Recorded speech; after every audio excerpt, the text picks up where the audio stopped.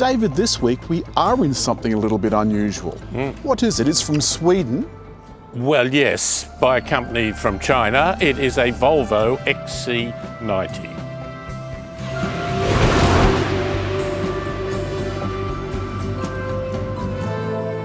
I want you to think of this car. Now, you've had it for half the week, I've had it for half the week. I fell in love with it. I thought it was absolutely magnificent, especially on the highway. But it's actually two cars in one, isn't it? On this side, this is an electric car. So it's got a battery, a 103 kilowatt electric motor, and it's driving the rear wheels. Right? Yep.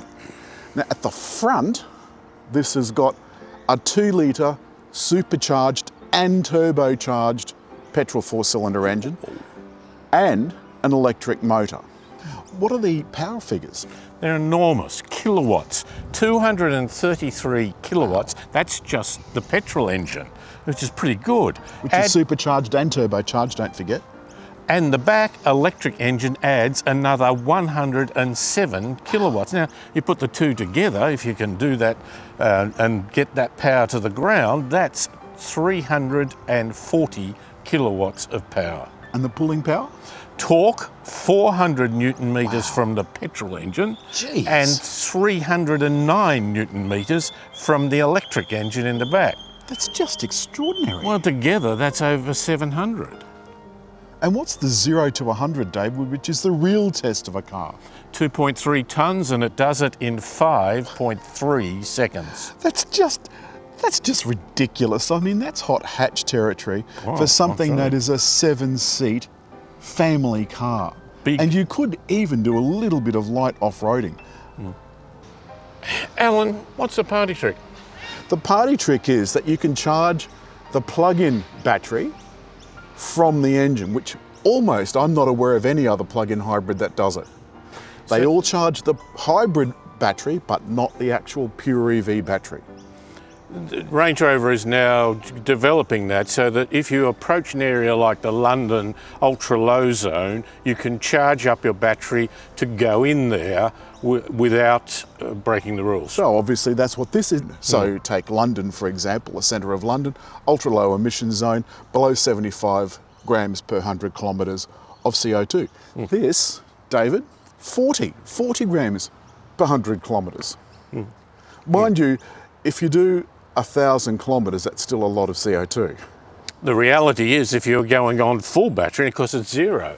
Yeah. So what will happen in the future is governments will consider making these specialist zones around high intensity areas which have local pollution problems in the extreme. So like the centre of Mumbai, the centre of London. Yes, London has had some major things. Go back to 1952, they say officially 4,000 people died. Now it wasn't just cars, it was burning coal, but the issue is local pollution in high intensity areas. Yeah, and especially in cities, the vehicles are responsible for much of it, especially now, as you quite rightly point out, we're not burning coal fires to heat. I think it's a fairly handsome car, and I think that's why it's aged so well.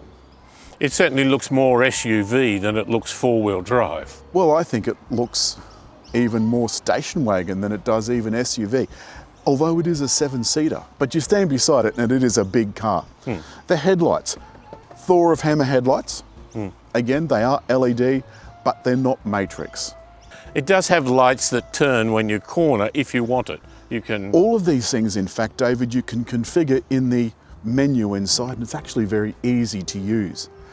So let's have a quick look in the back. There's a feature I want to show you. And now my esteemed assistant is going to demonstrate.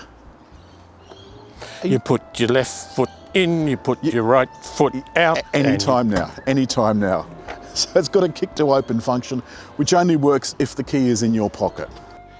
Inside the back door, there's a button for raising and lowering the car.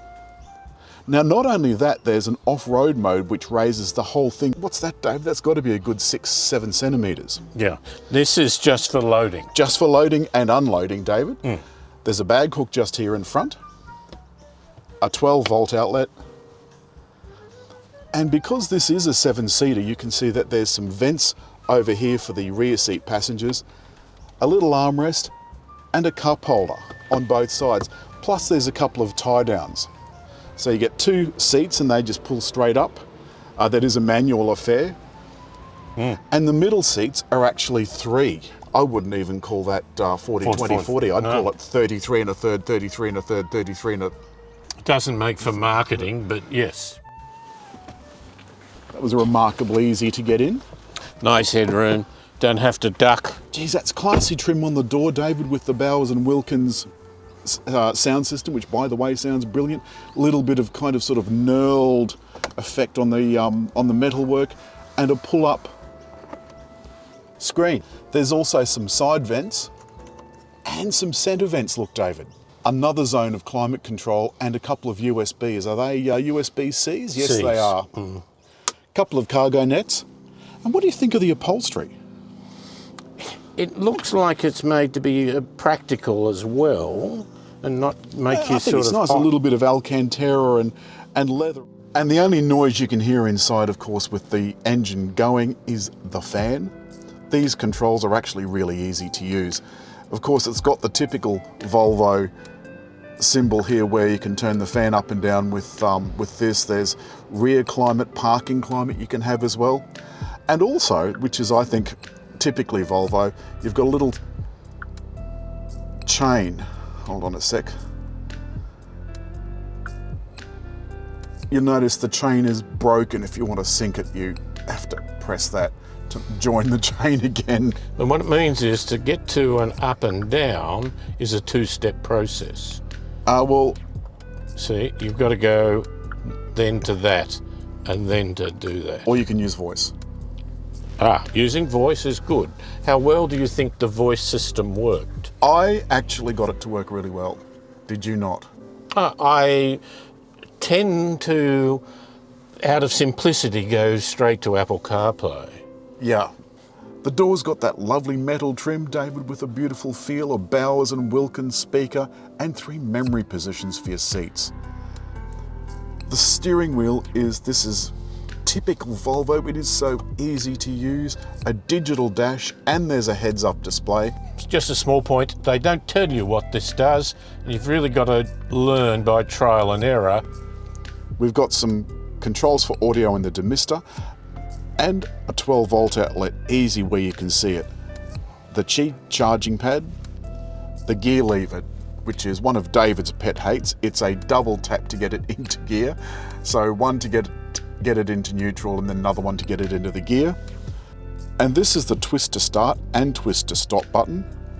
Behind that, a couple of cup holders, and quite a generous Not centre hugely deep, but and also 2 USB outlets. And above, there's an overhead console for operating the sunroof, the lights, and the blind actually does block out. It may not look like it blocks out much, but this is a reasonably bright day even though it's overcast, and that fabric is covering quite a lot. A double tap to get it into reverse. Look how beautifully clear the 360 top-down view camera is. It's just extraordinary. And it makes parking so much easier. In fact, it's almost easier to use that than it is to use your mirrors.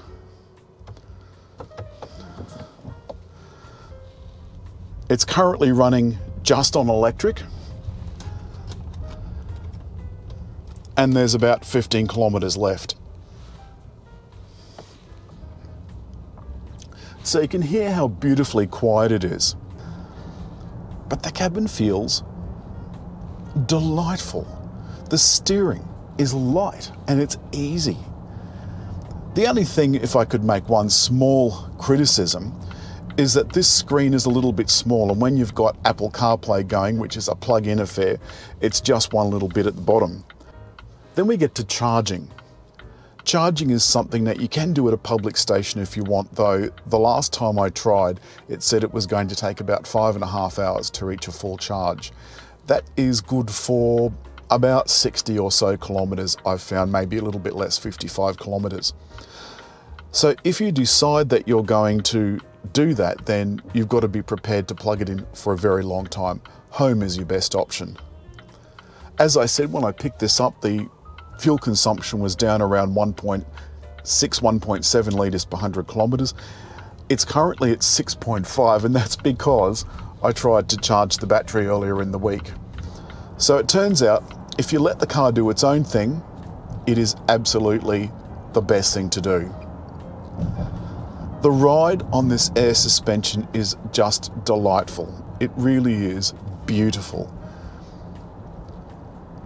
I tried to find something about this that I didn't like. It's got all the mod cons. It's got fancy assistance systems.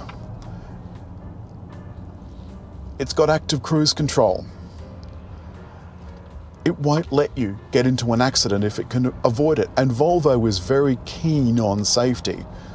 And they made a bold prediction that there would be a time that they could foresee where there would be no road accidents, certainly no deaths from road accidents, because the cars would be talking to each other. But not only that, they'd be talking to a central authority somewhere or other. Driving such a big vehicle like this, as David said, 2.3 tonnes or thereabouts, should be difficult, but it isn't. And if I was to put my foot down, I take off, because that little supercharged and turbocharged engine kicks in, given a big boost by that electric battery. And that's all this week from our Volvo XC90 plug-in hybrid. I'm so impressed. It was beautiful on the highway, powerful. Very powerful and great engineering, I think, in the drivetrain. I find it difficult to believe that it's a 7-year-old car. But as always, David, it's come time for us to say goodbye, for you to hit like. Leave a comment. And above all, where are we going to put the little roundel? I think over there, to subscribe.